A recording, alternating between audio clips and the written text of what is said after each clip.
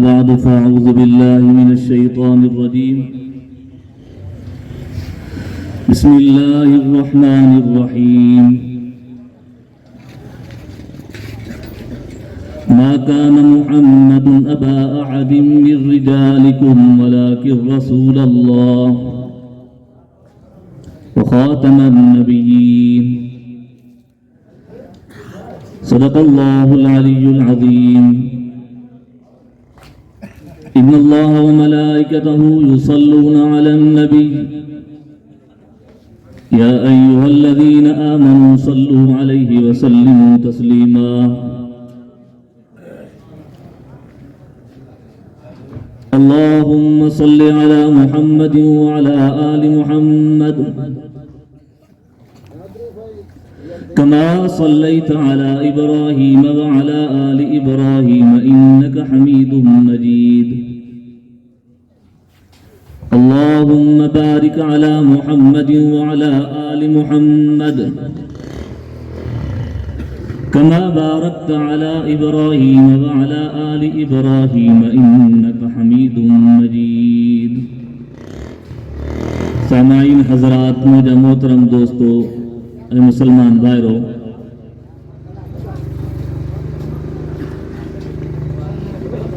اصل اللہ جی رضا حاصل کرنے کی نیت سے شرکت کئی آئے اصل خطاب اساں جا وجہ بزرگ کرن پیا ہے کندا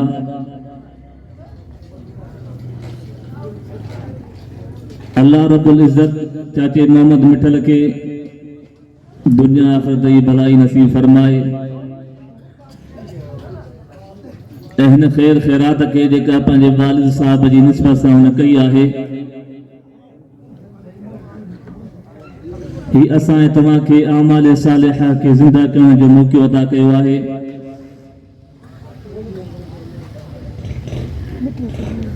رب العالمین جی بارگاہ میں دعا ہے تو اللہ سائیں ان جے ان عمل کی قبول منظور فرمائے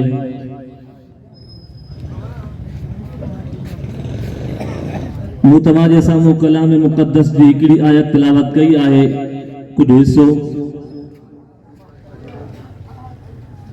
جن رب العالمین پہنجے آخری نبی سرکار دو عالم صلی اللہ علیہ وسلم کے خاتم النبیین فرمائے ہے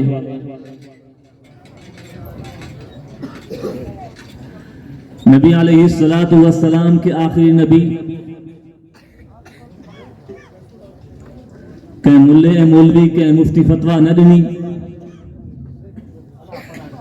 نبی آخر الزمان کی خود اللہ تبارک و تعالی فرمائے تو کہ آخری نبی کرے موکلیو تو کھاں پو کوب نبی نہیں دے ہر دور جے اندر فتنہ اٹھن تھا ان فتنن کے کچلن جے لائے اللہ تبارک و تعالی پنجا بندہ پیدا فرمائی دعا ہے تو کہ اللہ جی توحید جا انکاریاں ہیں کہ پیغمبر علیہ السلام جی ختم نبوت جا منکر آہن کہ ان جی پاکیزہ جماعت صحابہ اکرام رضوان اللہ تعالی علیہم اجمعین کے گھٹوت گلائن تھا کہ مختلف دین جے شعبن جے متھاں حملو کرے دشمن کے خوش کرن تھا پر تمہاں کے بدایاں نبی علیہ السلام جی زندگی مبارک کا پو جائیں کم جے لائے سبکاں ودیک صحابہ جو خون ویو جائیں کم جے لائے سبکاں ودیک اسلام جی طاقت اساں کے استعمال کرنی پئی جائیں کم جے لائے اساں جے صحابہ کے سبکاں ودیک گھر خالی کرنا پیا وہ یہی مسئلہ ہو ختم نبوت جو سیدنا ابو بکر صدیق رضی اللہ تعالیٰ عنہ جو ابتدائی وقت آئے پیغمبر صلی اللہ علیہ وسلم جی جدائی جو رکھ گڑو گڑ انساں اسلام جا دشمن اسلام جا غدار مختلف طریقن ساں اسلام جے متا حملہ کرن پیا پر یاد رکھ جو مسلمانوں سیدنا ابو بکر صدیق رضی اللہ تعالیٰ عنہ ایکو قافلو روانو کہو خبر پئی قافلو کمزور تھے پیو بیو قافلو روانو کہو ख़बर पई काफ़िलो कमज़ोर थिए थो मुजाहिदनि जो, वरी टियों काफ़िलो रवानो कयो। चुनाचे मदीने इर्द गिर्द माहौल में मुसलमाननि जे हल्कनि में इहा ॻाल्हि थी वई त पोइ हिते सिर्फ़ औरतुनि जी घणाई रहिजी वई आहे। सैयदना अबू बकर सिद्दीक़ रज़ी अल्लाह ताला अन्हु जेके लफ़्ज़ चया उहे लफ़्ज़ के मामूली न हुया। पाण रज़ी अल्लाह ताला अन्हु जेको फरमायो इहो इहो त जेकॾहिं असांखे इहो ख़ौफ़ हुजे त असांजी अमड़ियुनि खे, असांजे घर जे औरतुनि खे, नेक साले पाकीज़ा औरतुनि खे पगड़ खणी वेंदा, इन ख़तरे खे बि मां खणी करे पर पंहिंजे मर्दनि खे मां ॿाहिरि कढंदुसि। एॾो इज़त ऐं वॾे मर्तबे वारे शरफ़ ऐं निस्बत वारे ख़ानदान खे सैयदना अबू बकर सिद्दीक़ रज़ी अल्लाह ताला अन्हु पैगंबर सल्लल्लाहु अलैहि वसल्लम जी ख़त्म नबूवत जे मुनकिरनि ॾांहुं क़ाफ़िले मोकिलण वक़्तु सख़्तु फ़ैसिलो फरमायो। इहो सिर्फ़ ऐं सिर्फ़ असां तव्हांखे ॿुधाइण जे लाइ त हे मुसलमानो, जेकॾहिं नबी जी इज़त महफ़ूज़ न आहे त पोइ तव्हां मुसलमान न आहियो। इहो सिर्फ़ असां तव्हांखे ॿुधाइण जे लाइ त हे मुसलमानो, जॾहिं नबी जी इज़त जे मथां हमला थियनि त पोइ तव्हां पाण खे मुसलमान न सम्झिजो। चुनाचे पैगंबर सल्लल्लाहु अलैहि वसल्लम जे वक़्त में जेके मुर्तद हुया, जिन इस्लाम जे इन पाकीज़ा मुक़द्दस अल्लाह जे सौंपियल फरीज़े खे डाके हणण जी कोशिश कई, पाण करीम सल्लल्लाहु अलैहि वसल्लम उन वक़्त बि उन्हनि सां सख़्ती सां मुक़ाबिलो कयो। उन खां पोइ सहाबा जी ज़िंदगी मुबारक में बि असांखे इहो शइ, इहो अहिड़े क़िस्म जो माहौल मिलियो जंहिंमें हुननि उन मुर्तदनि जे मुंहं खे कुचले करे हमेशह जे लाइ दफ़न कयो। हा, इहा ॻाल्हि आहे, पाण करीम सल्लल्लाहु अलैहि वसल्लम फरमायो, मूंखां पोइ फितना ईंदा ऐं उन फितननि जो तव्हांखे मुक़ाबिलो करणो आहे। जेकॾहिं तव्हां उन मुक़ाबलनि में कामयाब थियो त पंहिंजो पाण खे तव्हां सचो ऐं पको मोमिन सम्झो, ऐं जेकॾहिं तव्हां उन में डगमगाए वियो, तव्हां उन्हनि में पंहिंजो पाण खे पतली गलीअ मां कढी करे मंज़र आम ते न आंदो, उन मौक़े ते तव्हां इहो चयो कंहिं हिकिड़े माण्हू गुस्ताखी कई आहे, छा थींदो? अहिड़े क़िस्म जी गुफ़्तगू करण सां तव्हांजो ईमान ख़तम थी वेंदो। मुंहिंजा मुसलमान भाइरो, तव्हांखे इल्मु हुजे, असांजे आईन में इन्हनि कुतनि खे काफ़र लिखियो वियो आहे। इस्लाम त चए ई थो काफ़र, पर असांजे इस्लामी दफ़ात में जेके पाकिस्तान जे आईन में उलमा इकराम जे सदके सां असांखे मिलियूं, उन्हनि में पाकिस्तान जी असेंबली इन बिल खे पास कयो त जेको नबी आख़िरी ज़मान सल्लल्लाहु अलैहि वसल्लम जी तालीम जे मुताबिक़ नथो हले, उनखे आख़िरी नबी नथो सम्झे, उहो मुसलमान न आहे, काफ़र। असां तव्हां इन ॻाल्हि खे अलल ऐलान वॾे दाले सां चोकन ऐं चौराहनि चई सघूं था। कंहिं बि शख़्स खे असांखे चवण जो हक़ न आहे सवाइ उन शख़्स जे जेको नबी जी नबूवत जे मथां हमलो करे, जेको नबी खे आख़िरी नबी न सम्झे, जेको इहो चवे त ग़ुलाम अहमद कादियानी काणो आख़िरी नबी आहे, जेको इहो चवे त उन जी जमात सहाबा आहे, जेको इहो चवे त अल्लाह जो मोकिलियल क़ुरान मजीद मुकम्मल नाहे, जेको इहो चवे त असांजो आख़िरी नबी ग़ुलाम अहमद कादियान जी तालीम जे मुताबिक़ ज़िंदगी गुज़ारण असां ज़रूरी सम्झूं था, उन माण्हू खे तव्हां कंहिं बिला ख़ौफ़ ख़तर इहा ॻाल्हि चई सघो था। पोइ तव्हांखे जवाब में चवंदो छो? पोइ हुनखे असां ईअं चवंदासीं, तव्हां अहिड़ा खंज़ीर आहियो, तव्हां अहिड़ा मुर्तद आहियो जेके तव्हां पंहिंजो पाण खे इस्लाम जे दायरे में आणण खां बग़ैर मुसलमान सम्झो था। तव्हां पंहिंजो पाण खे नबी अलैहिस्सलातु वस्सलाम जे मथां कलमे पढ़ण खां बग़ैर मुसलमान सम्झो था। उन्हनि जो दजल ऐं फ़रेब ऐं कूड़ अहिड़े तरीक़े सां आहे, असां तव्हांखे चवंदा असां कलमो पढ़ूं था मोहम्मद ते, साम्हूं कलमो पढ़ी ॿुधाईंदा। असां तव्हांखे चवंदा असां हिन कलाम मुक़द्दस खे मञूं था, हिन में जेको कुझु लिखियल आहे इन में कुझु सभु कुझु ठीकु आहे, पर असांजी बि कुझु आयतूं आहिनि जेके उहे हिन तरह आहिनि। अहिड़े क़िस्म जा सादा मुसलमाननि खे हू पाण ॾांहुं मुतवजे कंदा आहिनि। पोइ ग़रीब सादा मुसलमान खे लालच ॾेई करे माल जी कंहिं ॿिए तरीक़े जी ड्यूटीअ जी छोकिरीअ जी उनखे पंहिंजे हथ में आणींदा आहिनि। मुंहिंजा मुसलमान भाइरो, हिन वक़्तु असांजी सुप्रीम कोर्ट उन्हनि खे दिफ़ा ॾियण जे लाइ हिकु बिल पास कयो आहे, जंहिंमें हुन इहो चयो आहे त क़ुरान जी ग़लति तरवीज करे सघनि था, जंहिंमें हुन इहो चयो आहे त हू पंहिंजूं मस्जिदूं ठाहे सघनि था, जंहिंमें हुन इहो चयो आहे त हू पंहिंजी तबलीग करे सघनि था। असां उन्हनि खां पुछा कयूं था, तव्हां उन्हनि खां पुछो त साईं छा जी तबलीग कंदा, तव्हां उन्हनि खां पुछो त साईं छा जी मस्जिद ठाहींदा,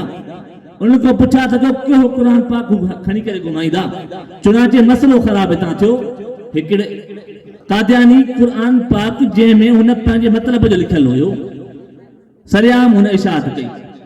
मुसलमान केस दाख़िल कयो केस दाख़िल करण खां पोइ सुप्रीम कोर्ट में कई साल केस हलंदो रहियो केस हलण खां पोइ चीफ जस्टिस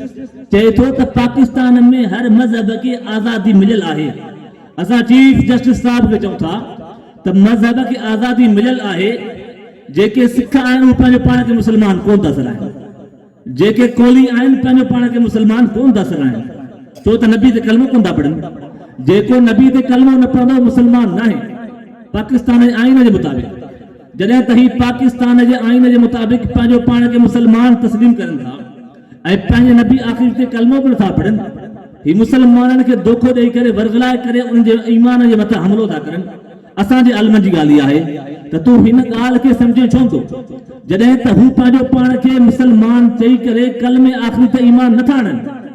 पंहिंजो पाण खे मुसलमान चई करे क़ुर खे आख़िरी किताब नथा सम्झनि क़ुर खे पंहिंजी मुकम्मल किताब नथा सम्झनि मस्जिद में हू पंहिंजी तालीम ऐं तबलीग करनि था हिन असां वारी मस्जिद में हू पंहिंजो पाण खे मुकम्मल नथा सम्झनि त इन्हनि खे तूं मुसलमान कीअं मुंहिंजा मुसलमान भाइरो ही ॻाल्हियूं सम्झण जूं आहिनि इन्हनि मौक़नि ते असांखे पंहिंजा आलिम कमु ईंदा तव्हां दुनिया जी तख़्ते ते वञी करे नज़र फेरायो जंहिं बि मुल्क में आलिमनि जी ताक़त मज़बूत हूंदी उते अहिड़े क़िस्म जा हथकंडा अहिड़े क़िस्म जा ड्रामा न हलंदा जिथे बि आलिमनि जी सियासत कमज़ोर हूंदी उते अहिड़े क़िस्म जा हमला रोज़ पिया थींदा मुसलमाननि खे ख़बर बि न हूंदी जुरत बि न हूंदी उहो इन ॻाल्हि खे बयान बि न करे सघंदा असां तव्हांखे सम्झायूं था असांजा आलिम तव्हांखे पंहिंजो मौक़िफ़ ॿुधाइनि था ही तव्हांखे ॿुधाइनि था त अहिड़े क़िस्म जो तव्हांजे मथां हमिलो थियो आहे मुसलमानो तव्हां पंहिंजी हिम्मत ऐं जुरत सां उथो नबी आख़िर ज़मान जे मथां हमिलो थियो आहे उनजे गद्दारनि खे इज़त मिली आहे उनजे नबी अलैहिस्सलातु वस्सलाम खे न मञण वारनि खे हिकिड़ो प्रोटोकॉल मिलियो आहे सरकारी उनखे वॾी हिकिड़ी इज़त ऐं वॾी उनखे मोहतरम शख़्सियत करे पेश कयो वियो आहे ए मुसलमानो उथो जहिड़े तरीक़े सां असांजे आलिमनि इन्हनि खे असेंबली जे अंदरि कारो काफ़िर करार ॾिरायो हुयो ईअं ई इन बिल खे उन मज़बूतीअ सां असांजा आलिम सॻो राह संभाली खयूं अचनि पिया मुख़्तलिफ़ तरीक़नि सां असांजे मथां